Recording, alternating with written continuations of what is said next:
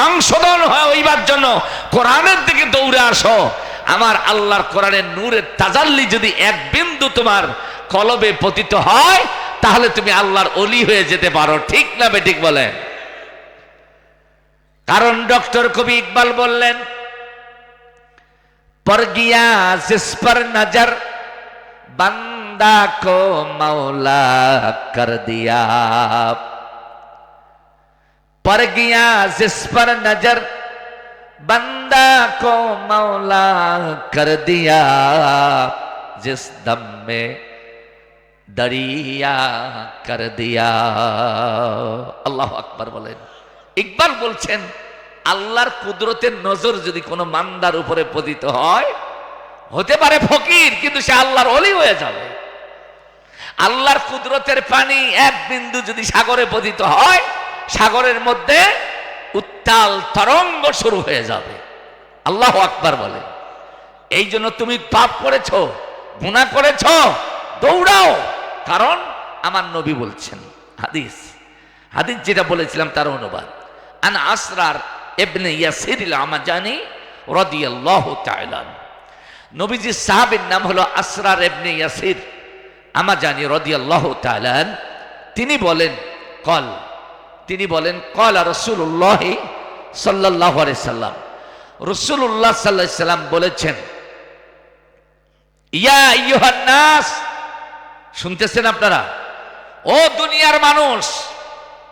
এখানে মুসলমানদেরকে ডাক দেওয়া হয়নি, ইয়া আইয়ুহান নাস, মানব জাতিকে ডাক দেওয়া হয়েছে। আল্লাহু আকবার। তাহলে আবাল বৃদ্ধ বনিতা, জাতি ধর্ম বর্ণ নির্বিশেষে সার্বজনীন ঘোষণা বিশ্বনবী মুহাম্মাদের। চিৎকার দেখুন আল্লাহু আকবার। তার ঘোষণার প্রতিচ্ছবি আমরা দেখতে পাই আমিরে জামাতের ঘোষণার মধ্যে। কথা কোন ঠিক কিনা? আল্লাহর নবী বললেন, তুবু ইলাল্লাহ, কোন দিকে দৌড়াবি না, আল্লাহর দিকে দৌড়াও, প্রত্যাবর্তন আল্লাহর দিকে করো। কোন নেতার পিছনে যাবা, কোন নেত্রীর পিছনে যাবা, এগুলো চিন্তা মাথার থেকে মুছে ফেলো, আল্লাহর দিকে যাও। তুবু ইলাল্লাহ, আল্লাহর দিকে যাও, আল্লাহর দিকে প্রত্যাবর্তন করো। ওয়াস্তাগফিরু, আর আল্লাহর পায়ে পইরা আল্লাহকে বলো, আল্লাহ ক্ষমা চাই। দিন কায়েমের আন্দোলনের কথা বলেছ, করি নাই, বিরোধিতা করেছি। যারা দিন কায়েমের আন্দোলন করছিল তাদেরকে হামলা করেছি, মামলা দিয়া জেলে পাঠাইছি, বাড়িতে আগুন লাগাই দিয়েছি, রাস্তায় ধরে পিটাইছি। কথা কন? আল্লাহর পায়ে পড়ে কাঁদো, ওয়াস্তাগফিরু, আল্লাহর কাছে মাপ চাও। আল্লাহ যদি মাফ করে দেয়, তুমি ডাকাত থেকে আল্লাহর ওলি হতে সময় লাগবে না। কথা কোন ঠিক কি না? সুযোগ আছে, কিন্তু তুমি যদি ইতর হও, যদি অভদ্র হও, তুমি যদি শয়তানি কাজ বন্ধ না কইরা পূর্বের অবস্থায় থাকো, তাহলে মনে রাখবা, তেরে মেরে ডান্ডা করে দিবে আল্লাহ ঠান্ডা। আল্লাহ পারে না, ছাড় দেয় সেরে, আল্লাহ ছাড় দেয়, কিন্তু সেরে ক্ষমা পাওয়ার সুযোগ দেয়। কাজে না লাগাইলে আল্লাহ কিন্তু মটকাইয়া ফেলাইয়া রুহুকে টাইনা বাড়ি কইরা নেয়। ঠিক না বেঠিক কন? ওয়ান্নাজিআতি গরকা ওয়ান্নাশিতাতি নাশতা, এমন যন্ত্রণা শুরু হবে। আমি দেখেছি এক জালিমের মৃত্যু, আমার চোখে দেখেছি। সারা জীবন জুলুম করেছে মানুষকে, জায়গা জমি, বিচার, সালিশ ইত্যাদি ইত্যাদি। মরার সময় সে জিহ্বা বাইর করেছে, এত বড় লম্বা জিহ্বা বাইর করে দাঁত দিয়ে কামড়াইয়া রক্তাক্ত অবস্থায় চিৎকার দিয়া দুনিয়া থেকে বিদায় নিয়েছে।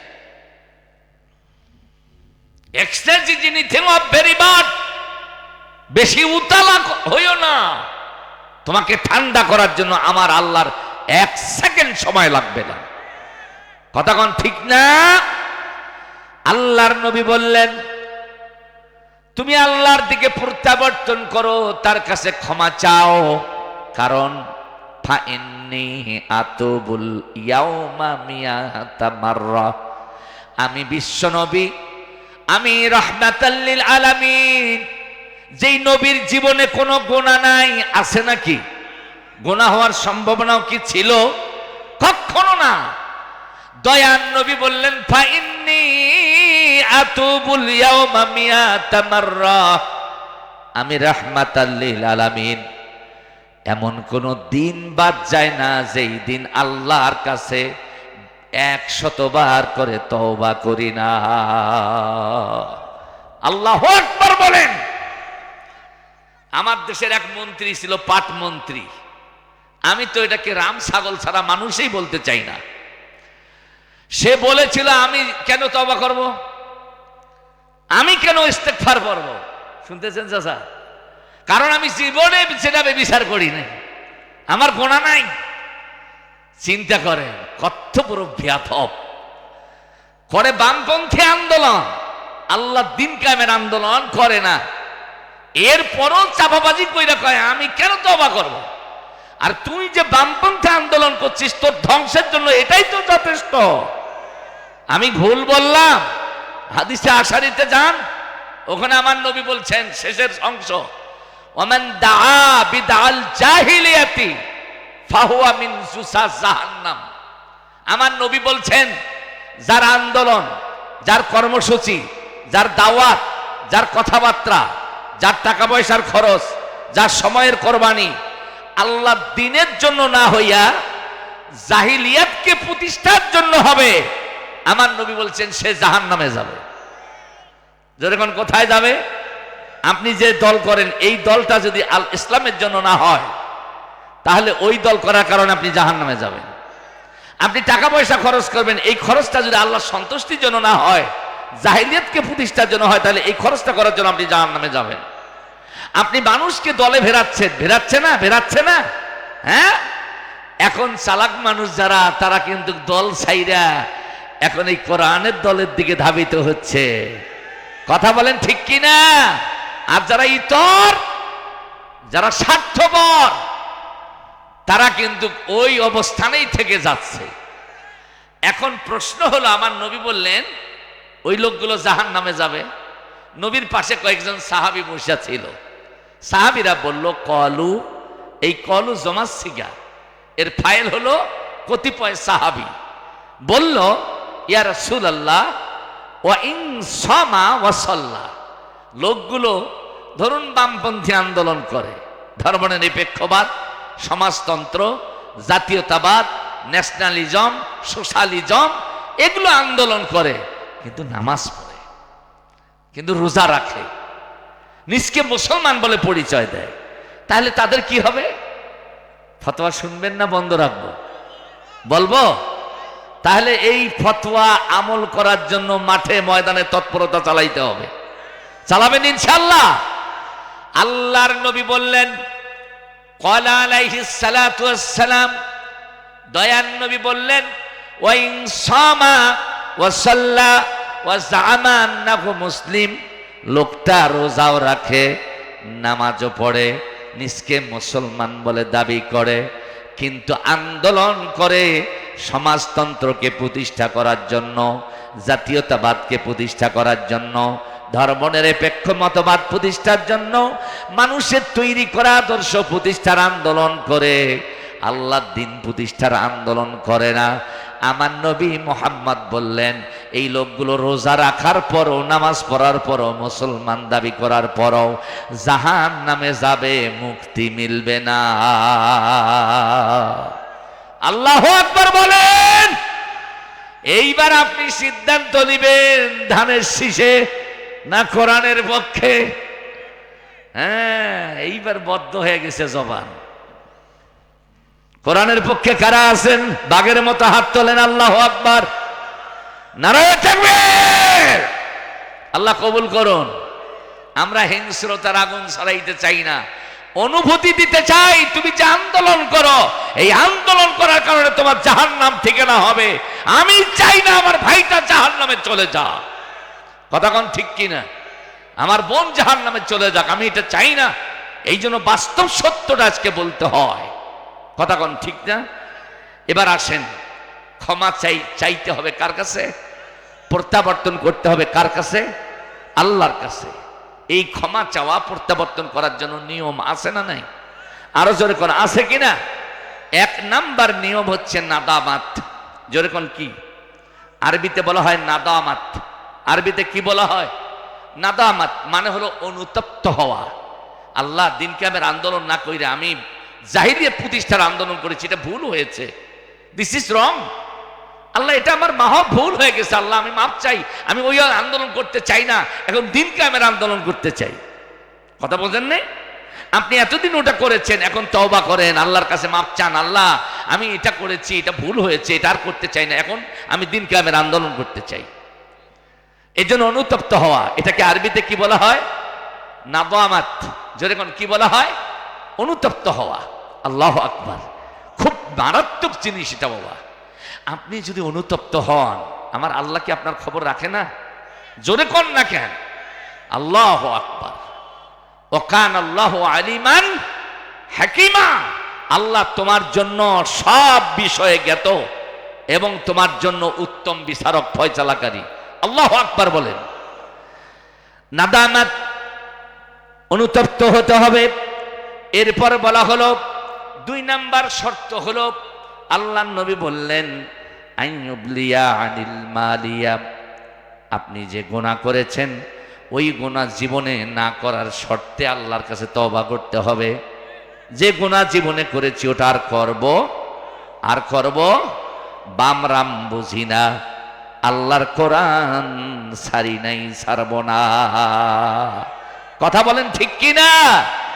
এইরকম ভাবে আল্লাহর কাছে অনুশোচনা করতে হবে, অনুতপ্ত হতে হবে। 3 নাম্বার হলো আইয়া জামা আল্লাহ ইয়াউদু ফিহা আবাদা, আপনি যে গুনার পথে পূর্বে পরিচালিত হয়েছিলেন ওই পথে আর জীবনেও যাবেন না। এতদিন টাকা পাইছিলাম দল করে, হ্যাঁ, ওই যে স্বৈরাচার বলছিল না, হ্যাঁ, রায়ের দিন, হাসিনার রায়ের দিন বলছিল ব্যানার ধরলে 8,000 না 7,000, 8,000, আর মিছিলে সামিল হলে 5,000। কি টাকা? 5,000, 8,000 হোক, যা হয় হোক, মিছিলে যাব, পরে দল করি আর না করি। কথা কন, আপনি ওইখানে গেলেন তো ধ্বংস হয়ে গেলেন। কথা কন ঠিক না? আমার আল্লাহ নবী বলছেন ওই দিকে আর যাওয়া যাবে? মিঠাপুকুরবাসী সিদ্ধান্ত হোক, আমরা শত জুলুম, ঘাত, আঘাত সহ্য করে, রক্ত পিচ্ছিল পথ অতিক্রম করে আমরা সুবর্ণ সুযোগ পেয়েছি কোরআনের সমাজ প্রতিষ্ঠার জন্য। কোরআনের রাজ কায়েম না হওয়া পর্যন্ত এই পথ ছাড়ব না, ওই পথে যাব না। কারা কারা রাজি? 2 হাত তুলে দেখান।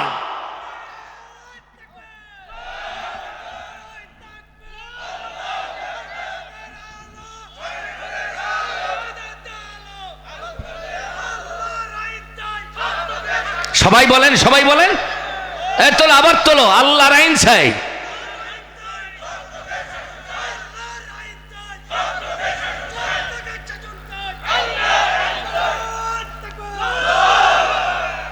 আল্লাহু আকবার। সবাই আরেকবার বলেন আল্লাহু আকবার। কষ্ট হচ্ছে, আমার নবীজির এক সাহাবী এবং নবীজির জামাইও বটে, নবীজির চাচাতো ভাইও বটে। কি নাম? জোরে বলেন। হযরত আলী। তিনি এই অনুতপ্ত হওয়ার ব্যাপারে একটা বড় হাদিস বর্ণনা করলেন। বলবো অনুতপ্ত কারে কয়? চিন্তা করেন আল্লাহ কতটা বান্দার জন্য করুণাময়। আল্লাহু আকবার। বান্দা তো বোঝে না, খালি খায় দায় আর শয়তানি করে। কথা কোন ঠিক কিনা? হযরত আলী রাদিয়াল্লাহু তাআলা আনহু বলেন, মাদানী জীবনের ইতিহাস, আমরা মুহাজির সাহাবী যারা মদিনায়, এই মুহাজির আর আনসার যারা ছিল মদিনার, 2 দলের মধ্যে নবীজি সম্পর্ক স্থাপন করার জন্য 2 জন সাহাবীকে ডাকলেন। একজন হলো মুহাজির আর একজন হলো আনসার। মুহাজির সাহাবীর নাম হলো সাঈদ ইবনে আব্দুর রহমান, আর মদিনার আনসার সাহাবী তার নাম হলো সালাবা আনসারী।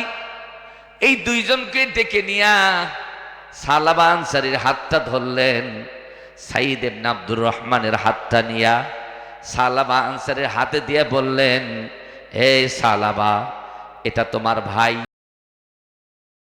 এই সাইদ ইবনে আব্দুর রহমান তোমার ভাই, তুমি তোমার ভাইয়ের প্রতি রহম দিল হবা, করুণা দেখাবা, ভালোবাসা দেখাবা, তার প্রতি ইহসান করবা। কারণ আমি এই সাইদ ইবনে আব্দুর রহমানকে নিয়ে আমি তাবুকে যুদ্ধের জন্য যাব।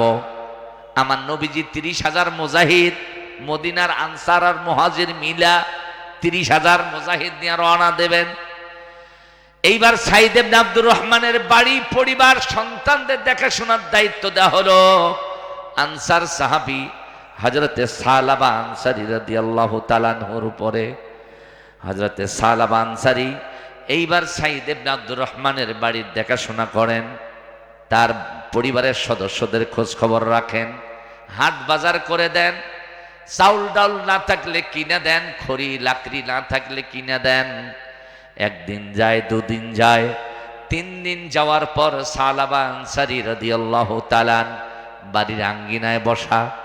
এমন সময় একজন দরবেশ, মাথায় টুপি, মুখে দাড়ি, গায়ে জুব্বা, হাতে তসবিহ, এই দরবেশ আইসা সালাবা আনসারীর সামনে দাঁড়াইয়া বলছে, সালাবা, এই লোকটার বাড়ি দেখাশোনা করছো, এটা অহেতুক সময় নষ্ট হচ্ছে, তুমি কেন এই কাজটা করছো? অথচ তোমার টাকা খরচ হয়, সম্পদ খরচ হয়, সময়ের খরচ হয়, এটা নিজের পরিবারের জন্য করলে এতে উপকার আছে, তুমি এতে কি লাভ পাবা? সালাবা আনসারী ওই লোকটার বেশভূষা দেখে একটু আবেগ আপ্লুত হলো, কারণ মাথায় কি ছিল? টুপি। জোরে কোন কি ছিল? মুখে ছিল আর হাতে ছিল তাসবিহ। আমাদের দেশের মধ্যেও কিছু রাজনীতিবিদ আছে, কিছু সামাজিক মানুষ আছে, এই টুপি, দাড়ি আর তাসবিহ জুব্বাওয়ালা দেখলেই কঠিন শ্রদ্ধা বনত হয়। হয় না? হয় না? নামাজ না পড়লেও এদেরকে ভালোবাসে, কারণ এই পোশাকটার মধ্যে তারা মুহাম্মদুর রাসূলুল্লাহর আদর্শ খুঁজে পায়। আল্লাহু আকবার বলেন। কিন্তু এই পোশাকওয়ালার মধ্যে কিছু কুলাঙ্গার আছে, টুপি মাথায় দিয়া, দাড়ি রাইখা, জুব্বা গায়ে দিয়া, তসবিহ দিয়া, ইসলামের নামে মানুষকে ধোঁকা দিয়া বোকা বানায়। প্রকৃত ইসলাম, ইসলামী ব্যক্তিত্বরা এটা বুঝতেই পারে না। কথা কোন আছে না? আমাদের দেশে আছে না? ওই যে নজিবুল বসার মাইজ ভান্ডারী, চট্টগ্রাম, আছে না নাই? নাম জানা আছে না নাই? নজিবুল বাসার মাইজ ভান্ডারী ওই সময় সরকারের আমলে আল্লামা সাইদি হুজুরের বিরুদ্ধে ধর্মীয় অনুভূতিতে আঘাতের মামলা দিয়া সাইদির হুজুরকে প্রথমে জেলে ঢোকায় দিল। এই নজিবুল বাসার মাইজ ভান্ডারীর মাথায় ছিল টুপি, মুখে ছিল দাড়ি, হাতে তাসবিহ, গায়ে জুব্বা। কথা কন। এখনো সে দাম্ভিকতা দেখাইয়া বলে যে আমি তো সাইদির বিরুদ্ধে মামলা দিয়ে জেলে ঢুকাইছি। কি করে এই শয়তানটা এখনো বাহিরে আছে? লুকে থাক আর পালাইয়া থাক, এখনো দুনিয়ায় জীবিত কি করে থাকে এটা আমরা বুঝতে পারি না। কথা কন ঠিক কি না? আল্লামা সাইদি তো জামাত ইসলামের সম্পদ নয়। কথা কন। আল্লামা সাইদি শুধু জামাতের সম্পদ নয়, আল্লামা সাইদি হচ্ছে বাংলাদেশের মুসলমানের সম্পদ। তিনি গোটা পৃথিবীর বিশ্ব বরেণ্য নেতা, ইসলামিক স্কলার গোটা পৃথিবীর মধ্যে। আল্লাহু আকবার বলেন। যাকে নিয়ে ইসলামী বিশ্ব, মুসলিম বিশ্ব নানান স্বপ্ন দেখত। ইরাক ইরান যুদ্ধ বন্ধের জন্য আল্লামা সাইদি যে কমিটি গঠন করা হয়েছে তার মধ্যে এই আল্লামা সাইদিও ছিলেন একজন। সারা বিশ্ব থেকে নাম করা ব্যক্তিত্বদেরকে সৌদি গভর্নমেন্ট দাওয়াত দিয়ে খানায় কাবায় মেহমান বানাতো, তাদের মধ্যে আল্লামা সাইদিও থাকতেন একজন। তোমরা এত বড় হীরকখণ্ডকে তোমরা শেষ করে দিয়েছো, তোমাদের বেঁচে থাকার অধিকারটাই দেওয়া ঠিক না। কথা কন ঠিক না? আমার বাবা জিরাম সালাবা আনসারী রাদিয়াল্লাহু তাআলা তিনি বুঝতে পারেন না এই টুপিওয়ালা নামের ভণ্ড প্রতারক এটা আসলেই কি, এটা তিনি বুঝতে পারেন নাই। তিনি বললেন, তিনি যা বলল তা তিনি শুনলেন। শোনার পর ওই দরবেশ বলছে, সালাবা তোমার জন্য একটা নসিহা, তোমার জন্য একটা উপদেশ। বলে কি? তুমি এই বাড়িতে যা এতদিন করলা, পরিশ্রম করলা, টাকা পয়সা খরচ করলা, চাউল ডাউল খড়ি লাকড়ি কিনে দিয়া, এর যদি বিনিময় চাও তাহলে এই পর্দাটা উঠাও। ডান দিকে একটা পর্দা দেখা যায়, যে এই পর্দা উঠালে সালাবা ওই বাড়ির ভিতরের দৃশ্যগুলো দেখতে পাবে। এইবার ওই পর্দা উঠাইয়া সালাবা ভিতরে তাকায়া দেখে সুশ্রী মায়াবিনী চেহারার সুন্দরী একটি মহিলা একটি মোড়ার মধ্যে, টুলের মধ্যে বইসা তার কেশাগ্র মাথার চুলগুলো আশ্রাচ্ছে। এত সুন্দর, এত মায়াবী চেহারা। নারীদেরকে আল্লাহ তাআলা তো সুন্দর করেই পয়দা করেছেন, ঠিক কিনা বলেন?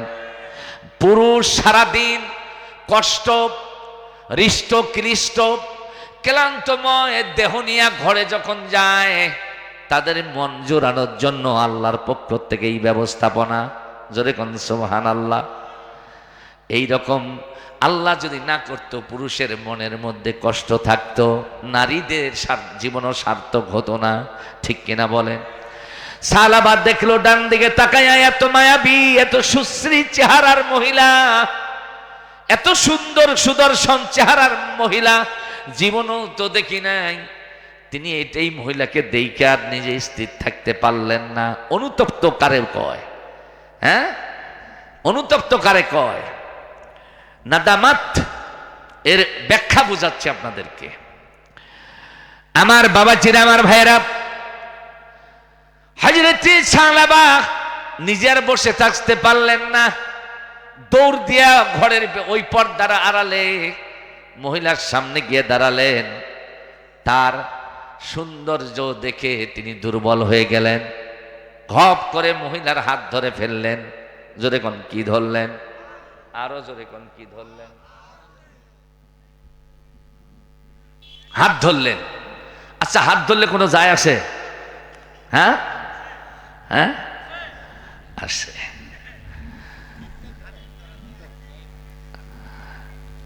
আমার মা বুড়া মানুষ, 100+ বয়স হয়ে গেছে। আমাদের ছোটকালে একটা কথা বলতো দুষ্ট ছেলে মেয়েদের ব্যাপারে, যদি ধরিল হাত তাহলে হলো 7। আসলেই কথাটা বাস্তব। সালাবা হাত ধরেছে মহিলার, বেগানা মহিলা। এই মহিলা হচ্ছে সাইদ ইবনে আব্দুর রহমান, যে নবীজির সাথে যুদ্ধের ময়দানে গেছে, তার স্ত্রী। আল্লাহু আকবার বলেন। বুখারীর হাদিসের মধ্যে আসছে, সেখানে বলা হয়েছে ওয়াহুয়া ইমরাআতুন জামিলাতুন। এই মহিলা ছিল মারাত্মক সুন্দরী। সালাবা দেখা পাগল হইয়া হাত ধরে ফেলছে। সঙ্গে সঙ্গে আমার দেশের মহিলা হলে তো কামসারা কথা কন, আস্তাগফিরুল্লাহ, আল্লাহ মাফ করুন। আমার দেশের মহিলার স্বভাব হলো, যদি কেউ ধরে হাত হয়ে যায় তার 7। হ্যাঁ, আর এই আব্দুর রহমানের স্ত্রী যখন হাত ধরেছে খপ করে, তিনি আল্লাহু আকবার বলে উঠে দাঁড়াইছেন। মহিলা আল্লাহু আকবার বলে উঠায় দাঁড়াইয়া বলছে, ইত্তাকুল্লাহ ইয়া সালাবা, ইত্তাকুল্লাহ। এই সালাবা, আল্লাহকে ভয় করো, আল্লাহকে ভয় করো। ইমানদার তো ওই ব্যক্তিকে বলা হয়, আল্লাহর জিকির তার সামনে হলে ওই লোকটার স্থির থাকতে পারে না, থর থর করে আল্লাহর ভয়ে কাঁপে, তাকেই খাঁটি ইমানদার বলা যায়। কথা বলেন আরো যখন, ঠিক কিনা? বিগত 17 বছর এই ইমানদার জাতিকে নেতৃত্ব দিয়া যারা নেতৃত্বের আসনে আসীন হয়েছিল, তারা এদেশের নারীদের চরিত্র হনন করেছে। তারা জেনা ব্যভিচারকে বৈধতা দেওয়ার এক পর্যায়ে তারা চূড়ান্ত সিদ্ধান্ত নিতে যাচ্ছিল। কথা বলেন ঠিক না বেঠিক? আল্লাহ যদি থাপ্পড় মেরে এদেরকে বিদায় না করতেন, এতদিন আপনি আমি ভিন্ন জাতির গোলাম হয়ে যাইতাম। কথা কন ঠিক কিনা? কিন্তু আল্লাহ এটা পছন্দ করেন নাই, এই জন্য কষা চটটা লাগাই দিয়েছেন। কথা বলেন ঠিক না? সালাবা ওই মহিলার কণ্ঠে ইত্তাকুল্লাহ, আল্লাহকে ভয় করো, এই শব্দ শুনে আর স্থির থাকতে পারে না। কাঁপতে কাঁপতে তার হাত ছাইড়া দিয়া পর্দার বাহিরে আইসা দেখে ওই টুপিওয়ালা আর নাই, ওই পাঞ্জাবিওয়ালা আর নাই। যা কাজ করার তা তো করেই ফেলেছে, কথা কন ঠিক কিনা? এবার বলেন তো ওই টুপিওয়ালা কি দরবেশ না শয়তান? আরো জোরে কন। আমাদের দেশেও দরবেশের ভেষধারী কিছু শয়তান এরকম আছে না নাই? সাবধান থাকতে হবে বাবা। ওই যে মহিবুল্লাহ বাবু নগরী কয় দাড়িপাল্লার দল যারা করে তাদেরকে ভোট দেবে না, কথা কন। ফুটুস নাদুস নুদুস চেহারা, কি সুন্দর দেখতে। আমি তো মনে করি এটা শয়তানের হাড্ডি। কথা কন না কেন? আর একটা ওই যে ধানের শীষ প্রার্থী ঢাকা 14 আসনের এমপি, নাম হচ্ছে সানজিদা তুলি, সে বলছে পুরুষকে 4টে বিয়ে করতে হবে। এটা কে শিখাইছে? আরে লম্পটের বাচ্চা, এটা আল্লাহর আইন, তুই জানিস না? সানজিদা তুলি, পুরুষকে 4টে বিয়ে করতে হবে, এটা কে শিখাইছে? তুই এমপি হতেই পারিস নাই, তাতেই তুই কোরআনের বিরুদ্ধে, আল্লাহর আইনের বিরুদ্ধে বক্তব্য দেস। আমি তো মনে করি তো ভোট তো দিবে না, মানুষ জুতা পিটা করে তোকে সাইজ করবে, ঠিক কিনা? কথা ঠিক? তাহলে এরকম কথা যারা বলবে তাদের সাথে সম্পর্ক কি ছিন্ন করতেই হবে, কথা বলেন ঠিক কিনা? বাংলাদেশ উর্বর পরিস্থিতির দিকে যাচ্ছে, আর সেই পরিস্থিতিটা হবে ইসলামী অনুশাসন মানার পরিস্থিতি, কথা কোন ঠিক কিনা? সালামা যখন দেখছে যে দরবেশ নাই, সঙ্গে সঙ্গে আল্লাহর কাছে হাত তুলে বলছে রব্বানা যালামনা আনফুসানা, আল্লাহ আমি নবীর আনুগত্যহীনতার পরিচয় দিলেন, আমার নবী আমাকে দায়িত্ব দিল, আর আমি করলামটা কি? এই টুপিওয়ালার ধোকায় পরে বোকা হইয়া মহিলার হাত ধরেছে, আল্লাহ মাফ করে দাও।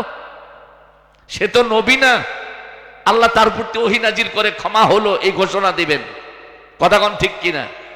একদিন যায়, 2 দিন যায়, তওবা করে আর কাঁদে, অনুতপ্ত হয়, অনুশোচনা করে, তার ক্ষমার ঘোষণা তো আসে না। আমার নবীজি যুদ্ধের ময়দানে 2 লক্ষ, মতান্তরে 3 লক্ষ কাফেরকে পরাজিত করে ইসলামের বিজয় নিশানা উড়াইতে উড়াইতে মদিনায় ফিরে এসেছেন। খবরটা সাহাবার কানে গেল। প্রথমে নবীর কাছে না গিয়ে আবু বকরের কাছে গিয়ে বলছে, আবু বকর, আবু বকর, আবু বকর বলছে মানান্তা, কে তুমি? আনা সালাবা। আবু বকর বলছে ইজলিস ইয়া আখি সালাবা, ও আমার ভাই সালাবা বসো। এইবার আবু বকর যখন সামনে আসছে, সালাবা কেঁদে কেঁদে বলছে, আবু বকর আজকে অনেক দিন হয়ে গেল, একটা ভুল করে ফেলেছি, আল্লাহর কাছে মাপ চাই কিন্তু ক্ষমা হয় না। আবু বকর বলছে কি ভুল করেছো বলো। এইবার সালাবা আনসারী বলছে, আমার ভুলটা হলো যেই পরিবারের দায়িত্ব নবীজি আমার ঘাড়ে দিয়েছিল, আমি দেখাশোনা করব, পরিবারের রক্ষণাবেক্ষণের কাজ করব, কিন্তু শয়তানের ধোকায় পড়ে সাইদ ইবনে আব্দুর রহমানের স্ত্রীর আমি হাতটা ধরেছি, এর বেশি কোনো অন্যায় আমার দ্বারা হয় নাই, কিন্তু এই ভুলটা আমি আল্লাহর কাছে ক্ষমা পাইবার জন্য, সংশোধন করবার জন্য তওবা করছি, কিন্তু তওবা কবুল হয় না। হযরতে আবু বকর এই কথা শোনার পর রাগান্বিত হইয়া, ক্রোধান্বিত হইয়া বলছেন, গো ব্যাক, চলে যাও, নবীর সাহাবীর স্ত্রীকে হাত দিয়েছো, চলে যাও। সালাবা কাঁদতে কাঁদতে আবু বকরের দরবার থেকে বাড়িতে আইসা ডুকরে কাঁদে, আর রব্বানা যালামনা বলে কাঁদে, গুনাহ মাফ হয় না। এক পর্যায়ে উমর রাদিয়াল্লাহু তাআলা আনহুর বাড়িতে যাবেন, কারণ উনি নরম মনের মানুষ ছিলেন।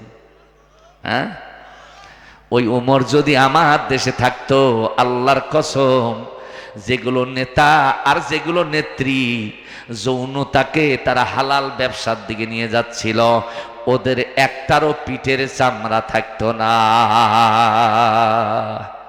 কথা কন ঠিক কিনা? সেদিন একাকিনী রমণী নির্জন পথে যাবে, কোনো জন কটু কথা কবে না, কোনো জন কোনোখানে সম্পদের মোহে খুনার রাহা জানি করবে না, সেদিন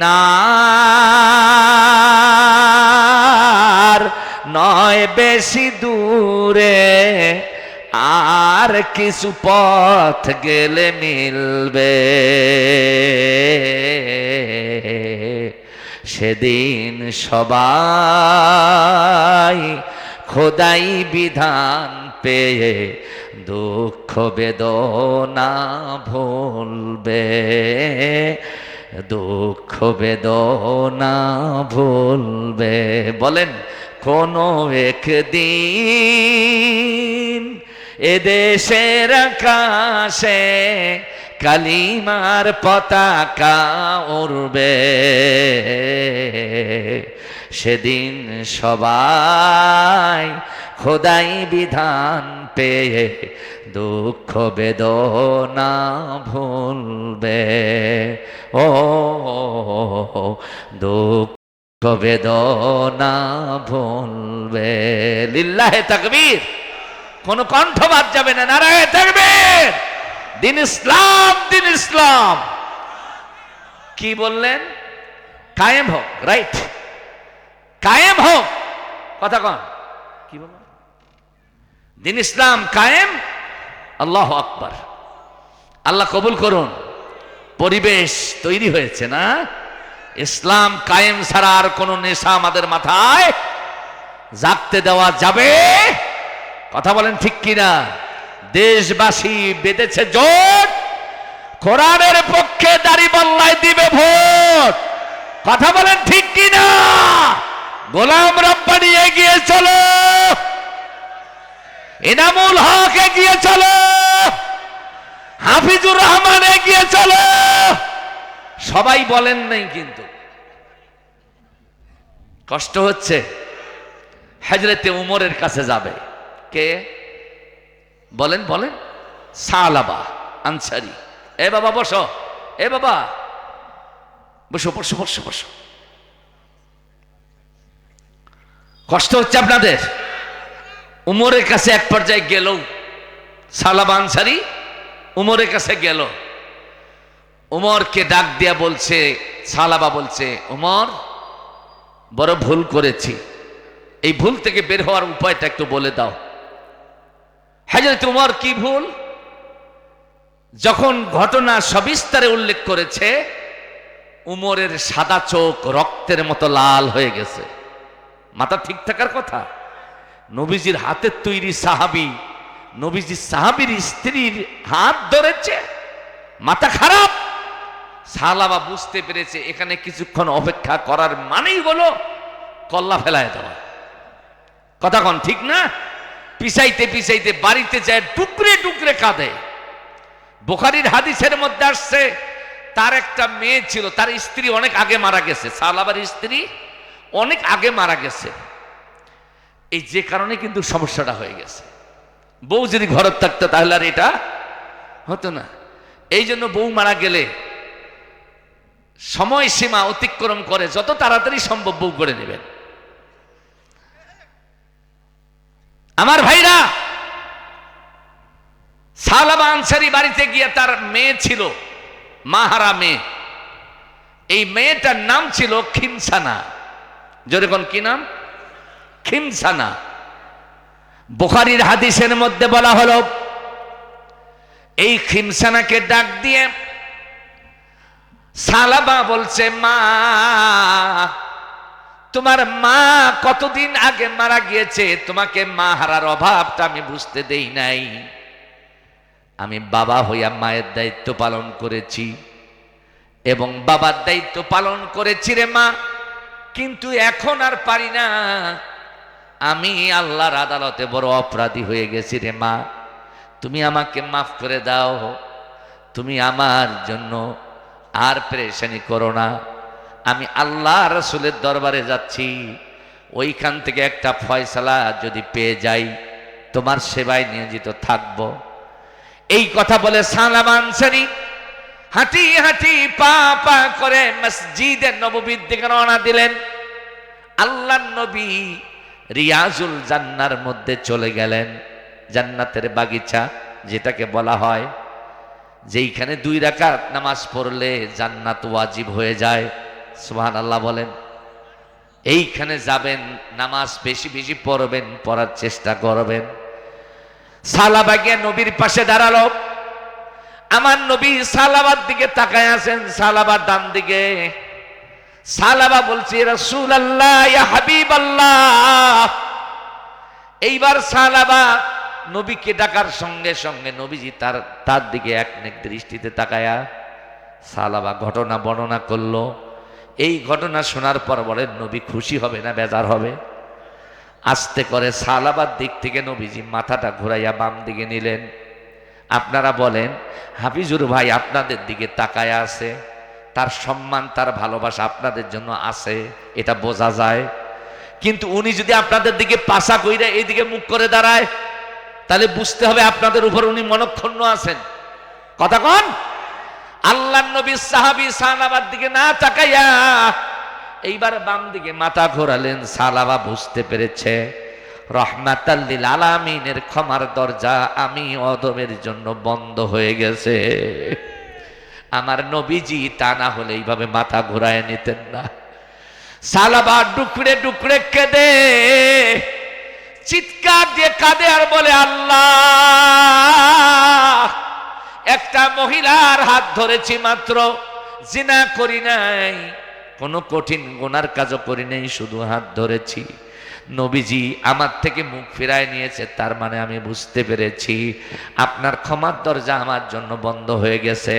ও আল্লাহ, আমি আপনার কাছে ক্ষমা চাইতেই থাকবো, যতক্ষণাৎ পর্যন্ত ক্ষমা হয় নাই ততক্ষণাৎ পর্যন্ত আমি তওবা ছাড়বো না। জোরে জোরে কোন মারহাবা। তাকবীর।